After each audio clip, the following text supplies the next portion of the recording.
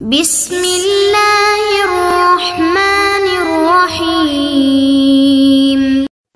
اعوذ باللہ من الشیطان اللعین الرجیم، بسم اللہ الرحمن الرحیم، وبہ نستعین وہو خیر ناصر ومعین۔ عزیز طلاب کرام، امید ہے کہ آپ تمام خیر و عافیت سے ہوں گے۔ جیسا کہ آپ سب آگاہ ہیں، ہماری یہ جو گفتگو چل رہی ہے وہ مقصد خامس یعنی بحث امامت میں ہے، اور اس میں سب سے پہلے مسئلہ اولیٰ میں ہم نے امامت کی اہمیت، ضرورت کو واضح کیا، اور اس میں ہم نے اپنے موقف کے اوپر استدلال پیش کیا کہ امام کا نصب کرنا لوگوں کے اختیار میں نہیں ہے، لوگ امام کو نصب نہیں کر سکتے، بلکہ امام کو نصب کرنا اللہ تعالیٰ کی ذمہ داری ہے۔ اور اب مسئلہ اولیٰ میں ہم اس چیز کو ثابت کرنے کے بعد ہم اس بات کی طرف آئے کہ اللہ تعالیٰ کو نصب کرنا یعنی ایک امام کو نصب کرنا اللہ تعالیٰ کی طرف سے جب ہے تو اس میں اللہ تعالیٰ ایسے فرد کو نصب کرے گا جو کہ معصوم ہو، لہذا اس امام کا معصوم ہونا بھی ضروری ہے۔ اس کے اوپر ادلہ عقلیہ ہم پہلے پیش کر چکے، اب ہم ادلہ نقلیہ سے گفتگو کر رہے ہیں، جس میں آج کی کلاس میں، آج کی درس میں ہم دلیل نمبر 12، 13 اور 14 سے گفتگو کریں گے۔ آیت کریمہ والفتنۃ اشد من القتل، فتنہ برپا کرنا قتل سے شدید تر اور قبیح فعل ہے، یہ گناہان کبیرہ میں سے ہے۔ جب یہ بات واضح اور مسلم ہے کہ فتنہ اشد من القتل، قرآن آیت سے جب یہ چیز ثابت ہے، اور دوسری طرف سے یہ بات بھی واضح ہے کہ غیر معصوم سے فتنہ پیدا ہوتا ہے۔ کیونکہ جب وہ غیر معصوم عمدن یا سہون خطا کرے گا تو اس سے کیا ہوگا؟ فتنہ برپا ہوگا۔ فتنہ کس طرح سے برپا ہوگا؟ اس طرح سے کہ وہ ایک غیر معصوم فرد ہے اور اس کے پوری امت کی کیا ہے؟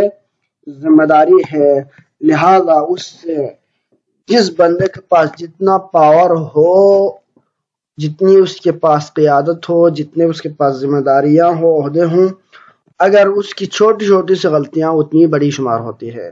مثلا اگر ایک فرد اپنی ذاتی زندگی میں غلطی کرتا ہے، اگر ایک بچہ غلطی کرتا ہے تو اس کی غلطی کے اتنے نقصان نہیں ہوتا، اگر اس سے بڑا کوئی جوان اگر غلطی کرے تو اس کے اثرات اس سے زیادہ مترتب ہوں گے۔ لیکن اگر گھر کا ذمہ دار فرد، اگر والد، گھر کا خاندان کا جو کفیل ہے، اگر وہ کوئی غلطی کرے تو اس کی غلطی کے اثرات زیادہ ہوں گے، کئی جانب سے اثرات زیادہ ہوں گے۔ ایک اس جانب سے تو کہ وہ رول ماڈل ہے، وہ نمونہ عمل ہے، وہ ذمہ دار فرد ہے، اس کی غلطی سے دوسروں کی غلطی کا راہ کھلے گا، پہلی یہ۔ دوسرا یہ کہ اس کی جو غلطی ہے اس کے اثرات باقی افراد پر مترتب ہوں گے۔ مثلا وہ ایک دن سویا رہے تو اگر کوئی عام بندہ، عام فرد، بچہ سویا رہے، جوان بیٹا سوتا رہے تو اس کا نقصان اتنا نہیں ہوگا، لیکن گھر کا کفیل ایک دن کام کیے بغیر کام چھوڑ دے تو ممکن ہے اس دن کی آمدنی نہ ہونے کی بنا پر وہ سارے گھر والے کیا ہو، بھوکے سو جائیں، تو اس کے اثرات کیا ہے؟ زیادہ ہے۔ تو یہی چیز اگر آپ کلی طور پر پوری امت پر اطلاق کریں، پوری کائنات پر اگر آپ اطلاق کریں تو ایک امام ہے، اگر وہ غلطی کرتا ہے، گناہ کرتا ہے، چاہے وہ عمدی ہو یا سہوی ہو، تو اس سے کیا ہوگا؟ فتنہ برپا ہوگا، ایک فرد نہیں بلکہ ساری امت اس کے لپیٹ میں آ جائے گا۔ لہذا غیر معصوم سے پرہیز کرنا چاہیے۔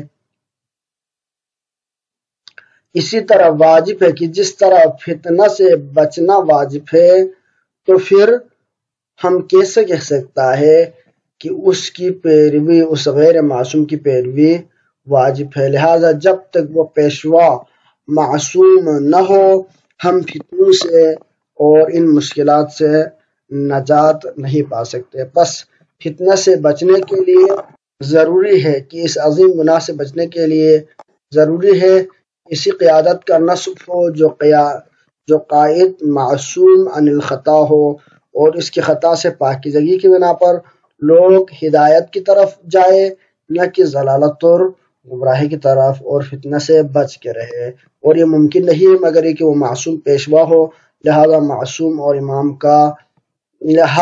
امام اور پیشوا کا معصوم ہونا ضروری ہے۔ یہ ہماری 12ویں دلیل ہے۔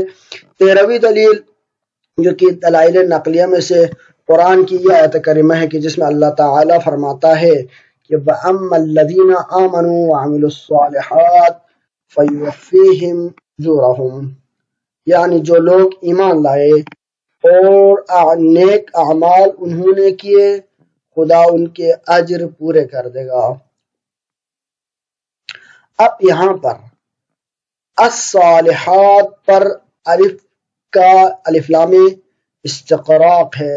الف لام استقراق ہے کہ اس میں الصالحات پورے یعنی جو جمیع اعمال کو انجام دے دے، جمیع اعمال کو انجام دے دے، تو لہذا سب کا شناخت کرانا، یعنی تمام صالحات اور نیک کاموں کا شناخت کرانا بجز معصوم کے، کیونکہ وہ معصوم عالم جمیع احکام ہوتا ہے اور کوئی نہیں کر سکتا۔ لہذا اگر کوئی فرد معصوم نہ ہو تو جمیع صالحات نہیں معلوم چلے گا۔ جب جمیع صالحات کا علم نہیں ہوگا تو عمل کا مرحلہ بعد میں ہے، تو عامل الصالحات نہیں ہوگا۔ لہذا اس آیت کا تطبیق ہونا، اس آیت کا پورا ہونا کہ عامل وہ لوگ جنہوں نے ایمان لایا اور عمل صالح انجام دیے، اللہ تعالیٰ ان کو اجر دے گا۔ کوئی ایسا گروہ ہونا چاہیے، اور یہ گروہ ممکن نہیں ہے مگر یہ کہ اس کی قیادت ایک معصوم فرد کرے۔ ایک اور اسی آیت سے دوسرے استدلال بھی کر سکتے ہیں، وہ یہ کہ قرآن کی آیتوں میں جو کہ فرمایا گیا کہ وَمَا خَلَقْتُ الْجِنَّ وَالْإِنسَ إِلَّا لِيَعْبُدُونِ، انس اور جنس کو خلق نہیں فرمایا مگر یہ کہ میری عبادت کے لیے۔ اس میں علماء تشریح فرماتے کہ لیعبدون سے مراد لیعرفون ہے، تاکہ میری معرفت حاصل ہو۔ اور دوسری طرف سے اگر آپ دیکھیں تو بہت ساری روایات ہے، احادیث قدسیہ بھی ہے، مثلا فرمایا گیا کہ کنت کنزا مخفیا فاحببت ان اعرف، میں ایک ایسا خزینہ تھا، ایک ایسا چھپا ہوا خزینہ تھا کہ میں نے ارادہ کیا کہ فاحببت ان اعرف، میں نے ارادہ کیا کہ مجھے پہچانا جائے، تو لہذا میں نے اس مخلوقات کو، اس کائنات کو خلق فرمایا۔ تو اللہ تعالیٰ نے اپنی کائنات میں لوگوں کو اور باقی تمام مخلوقات کو وجود بخشنے کی جو وجہ اور علت یا علت غائی و نہائی جو بیان فرمائی ہے، یا علت خلقت وجودی جو بیان فرمائی ہے، وہ یہ کہ فرمایا ہے وہ اللہ تعالیٰ کی ذات کی معرفت کا حصول ہے۔ لہذا جب اللہ تعالیٰ کی ذات اپنی معرفت کے لیے اس کائنات کو خلق فرما رہا ہے تو ضروری ہے کل کائنات میں ہمیشہ ایک ایسا فرد ہو جس کو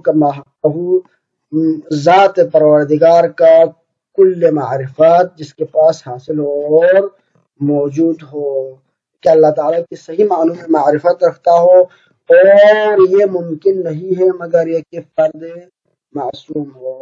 لہذا کیوں اگر اللہ تعالیٰ کائنات کو خلق فرمائے اور اس کی معرفت رکھنے والا پوری کائنات میں ایک فرد بھی نہ ہو جو کہ اس کی پوری معرفت رکھتا ہو، تو اس صورت میں کیا ہوگا؟ اللہ تعالیٰ کی جو غرض خلقت و نہائی ہے وہ حاصل نہ ہوگا، اور یہ کائنات، ساری کائنات کو خلق فرمانا لغو لازم آئے گا، اور یہ چیز بعید ہے۔ لہذا اگر اللہ تعالیٰ نے اس ساری کائنات کو وجود دی ہے، اگر خلق فرمایا ہے، تو ان میں ضرور بضرور ایک فرد ایسا بھی ہوگا جو کہ پوری کی پوری معرفت خداوندی سے آگاہ اور مزین ہوگا۔ لہذا یہاں سے یہ بات ثابت ہو جاتی ہے کہ کائنات میں ہر وقت پورے کے پورے زمانے میں تا قیامت تک ایک ایسا فرد کا ہونا ضروری ہے جو کہ کما حقہ معارف خداوندی سے آگاہ ہو۔ اور اس کا علم ہمیں کہاں سے ہوگا؟ اس کا علم یہ ممکن نہیں ہے معرفت کل خداوندی رکھنے کا مگر وہ فرد جو کہ معصوم ہو۔ بس ضروری ہے کہ ہر زمانے میں ایک معصوم ہونا چاہیے، اور ہم اس بات کے قائل ہیں کہ افضل کے ہوتے ہوئے مفضول امام نہیں ہو سکتا، لہذا وہی معصوم امام ہوگا۔ بس امام کا معصوم ہونا کیا ہے؟ ضروری ہے۔ 14ویں دلیل یہ ہے کہ اللہ تعالیٰ فرماتے ہیں کہ ان اللہ اصطفى آدم و نوح و آل ابراہیم و آل عمران علی العالمین، کہ اللہ تعالیٰ نے آدم و نوح آل ابراہیم و آل عمران کو چنا ہے علی العالمین، عالمین پر۔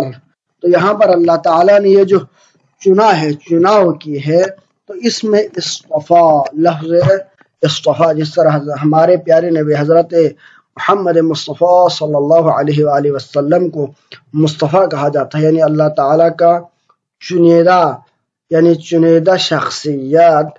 تو یہاں پر بھی مصطفیٰ کون کون ہے؟ تو اس میں فرماتے ہیں کہ اللہ تعالیٰ کے برگزیدہ ہونا، یہ افراد ہے، ان کا نام قرآن مجید میں آیا ہے۔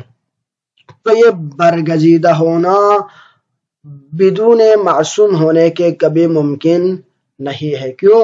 اس لیے کہ جملہ عیوب سے پاکی بھی، کہ آدمی معصوم ہو اول عمر تا آخر عمر تک، اس کے بغیر جملہ عیوب سے پاکی ہونا صدق نہیں آئے گا، مگر وہ فرد کہ جس نے ابتدائے خلقات یا ابتدائے وجود یا ابتدائے اس کی پیدائش سے لے کر آخر عمر معصیت انجام نہ دی ہو، ایسا فرد برگزیدہ ہو سکتا اور معصوم ہو سکتا ہے۔ اب یہ برگزیدہ ہونا یا تو مخصوص انبیاء ہے یا یہ کہ ائمہ بھی اس میں شامل ہے، دونوں فرض پر، یعنی ہمارا مطلب یعنی انبیاء والعمر تاخر عمر کیا ہے؟ معصوم ہونا لازم آئے گا۔ لہذا آپ ائمہ کو چھوڑے انبیاء کو دیکھیں، انبیاء اگر آپ اس چیز کو مانتے ہیں کہ وہ مصطفیٰ ہے، اور مصطفیٰ وہ ہوتے ہیں جو اول عمر تاخر عمر تمام قسم کی جنایات اور گناہوں سے پاک ہوتا ہے، لہذا اس کی پاکیزگی کی بنا پر وہ مصطفیٰ ہوتا ہے اور اللہ تعالیٰ کا مخصوص بندہ ہوتا ہے اور وہ معصوم ہوتا ہے۔ جب آپ معصوم عصمت اولیاء کے، جب انبیاء کے قائل ہو جائیں گے، تو جو شخص عصمت انبیاء کا قائل ہے وہ عصمت ائمہ کا بھی قائل ہے۔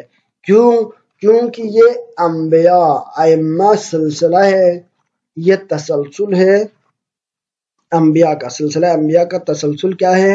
امامت ہے۔ لہذا بہت سارے لوگ انبیاء کو معصوم نہیں سمجھتے ہیں، اچھی جائے کہ وہ امام کو معصوم سمجھے، لیکن جو لوگ امام کو معصوم سمجھتے ہیں، انبیاء کو معصوم سمجھتے ہیں، جیسے کہ اہل تشیع ہے، ان کے ہاں ائمہ بھی کیا ہے؟ معصوم ہے، اور یہ مسلم ہے۔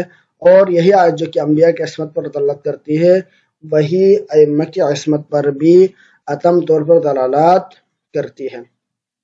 اب تیسرا قول کہ انبیاء کا تو ہمیشہ تمام عمر معصوم ہونے کے قائل ہو، لیکن عصمت امام سے کوئی انکار کرے، کوئی تیسرا قول نکالے، تو احداث قول ثالث ہے، اور شیعہ اور سنی دونوں اس بات کی حرمت کے اوپر قائل ہے کہ احداث قول ثالث نہیں کر سکتا۔ لہذا جب آپ عصمت ائمہ کے انبیاء کے قائل ہوں گے تو اس کا لازمہ یہ ہے کہ آپ کو امامت کی، ائمہ کی عصمت کو بھی ماننا پڑے گا۔ اب یہاں پر ان چیزوں سے، اس استلزام سے قطع نظر اگر آپ مفسرین کی طرف بھی جائے تو یہاں پر آل عمران سے مراد کون ہے، اس کی اگر تشریح میں دیکھیں تو بہت سارے مفسرین نے اس میں یہاں پر یہ بات توضیح دی ہے کہ آل عمران کی ذیل میں آل محمد یہاں پر آتے ہیں، لہذا وہ بھی کیا ہے؟ معصوم ہے، اور یہ آل محمد بھی مصطفیٰ میں سے ہے، یعنی آل مصطفیٰ میں سے ہے، اور ان کو اللہ تعالیٰ کی طرف سے چنا گیا ہے۔ لہذا ان تینوں دلیلوں کی ضمن میں یہ بات واضح ہو گیا کہ اگر فتنہ سے بچنا چاہتا ہے تب بھی امام معصوم کی ضرورت ہے، اگر عمل صالح اور اچھائی کی طرف جانا چاہتے ہیں تب بھی رہنمائی اور رہبر کے طور پر ایک معصوم فرد کی ضرورت ہے، اور اگر ان چیزوں کو ہٹ کے صرف آیت قرآنی اور اللہ تعالیٰ کے فرامین کو بھی مد نظر رکھے تبھی اللہ تعالیٰ کی طرف سے یہ بات فرمایا، یہ بات کہا گیا کہ ہم مصطفیٰ ہے، میرے چنادہ بندے ہیں، وہ آل عمران ہے اس کے ضمن میں ائمہ کی عصمت پھر بھی ثابت ہو جاتا ہے. لہذا کسی نہ کسی صورت آپ کو ان ادلہ سے روگردانی کی کوئی راہ نہیں ہے، آپ کو ماننا پڑے گا کہ امام کا معصوم ہونا ضروری ہے. وصلی اللہ علیہ سیدنا محمد وآلہ الطیبین الطاہرین. اللہم صلی علی محمد وآل محمد.